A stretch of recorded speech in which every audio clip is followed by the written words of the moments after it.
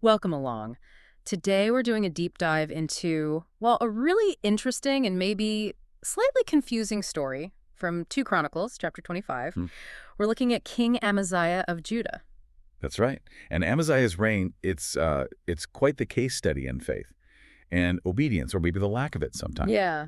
So our goal here isn't just to retell the history, but really dig into what his story might mean for you, in your own walk of faith today, thinking about wholehearted devotion. Okay, let's get into it then. So Okay. Amaziah, he becomes king at 25, reigns 29 years in Jerusalem.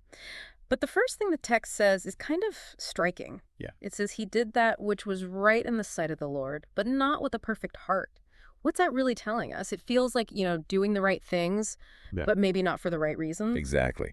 That phrase, not with a perfect heart, it sets the stage, doesn't it? His early actions, well, they look pretty good on the surface. He punishes his father's killers, which was just, but importantly, he follows the specific law from Deuteronomy. He doesn't harm their children. So there's definite initial obedience there. Okay. And then you see him gearing up for war against Edom. He musters this huge army, 300,000 men from Judah and Benjamin. Serious preparations. Serious numbers. But then he makes this decision to hire extra muscle, right, from Israel. He does. 100,000 Israelite mercenaries. And he pays them a lot, 100 talents of silver. Yeah. I mean, that's a fortune back then. A huge investment. And this alliance, well, it seems to be where things start to get complicated. They really do. Yeah. Because a prophet, a man of God, shows up with a very direct warning.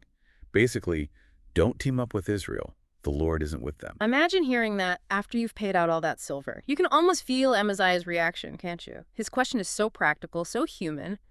What am I supposed to do about the 100 talents I already paid them? It's obedience versus the bottom line. It really is. And the prophet's answer is just pure faith, isn't it? The Lord is able to give thee much more than this. Trust God, basically. And Amaziah, to his credit at this point, he actually listens. He sends the mercenaries home. He does, which predictably makes them furious. They feel snubbed, ripped off maybe. Yeah, and they don't just go quietly. They actually raid cities in Judah on their way home. So obedience came with a cost right there. Definitely a cost. Yeah. But then Judah goes on to win this major victory against Edom in the Valley of Salt. A huge success. So obedience, despite the cost, seemed to lead to victory. But this is where the story takes a really strange turn, doesn't it? It's quite jarring, actually. After this clear victory, presumably thanks to God's help since he followed the prophet's advice, Yeah.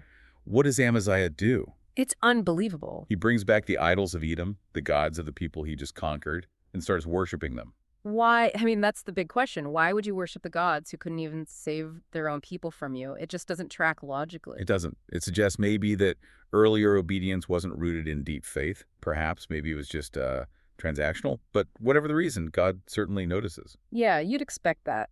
Another prophet is sent, and the question is sharp, direct. Why have you sought after the gods of the people, which could not deliver their own people out of thine hand? It's calling him out on the sheer absurdity of it. And Amaziah's response this time, it's not like before. He's dismissive, arrogant even. Completely. He basically says, who made you counselor to the king? Shut up before you get hurt. He rejects the correction outright. He threatens the prophet. Yes. And the prophet's parting words are chilling. I know that God hath determined to destroy thee because thou hast done this and hast not hearkened unto my counsel. The path is set now, it seems. And that path seems paved with pride from that victory over Edom. Because what's his next move? He picks a fight with the king of Israel. Yeah, puffed up, he challenges King Jehoash. Come, let us see one another in the face. It sounds like pure arrogance. Jehoash even tries to warn him off, doesn't he? With that story, the parable. He does. The parable of the thistle and the cedar. It's a pretty clear put down, basically saying, you're a weed trying to challenge a mighty tree. Know your place. But Amaziah is not having it. He won't listen.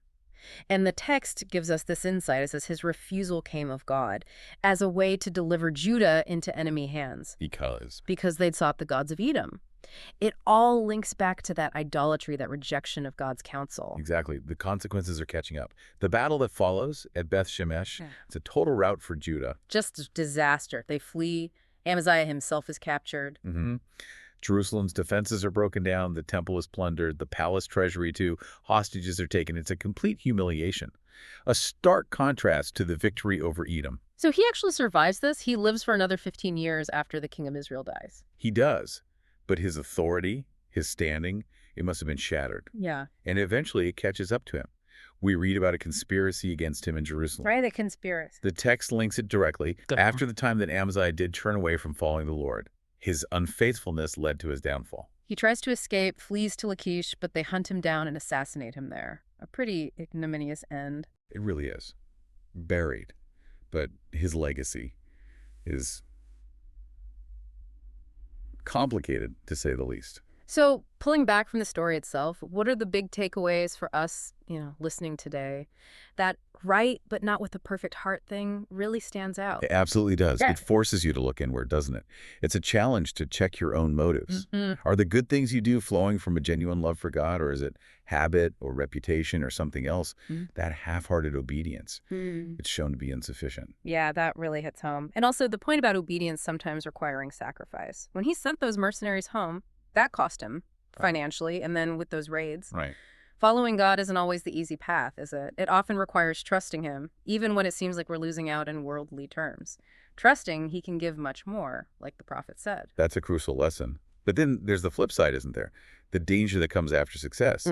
Amaziah's victory over Edom led straight to pride and idolatry. Right.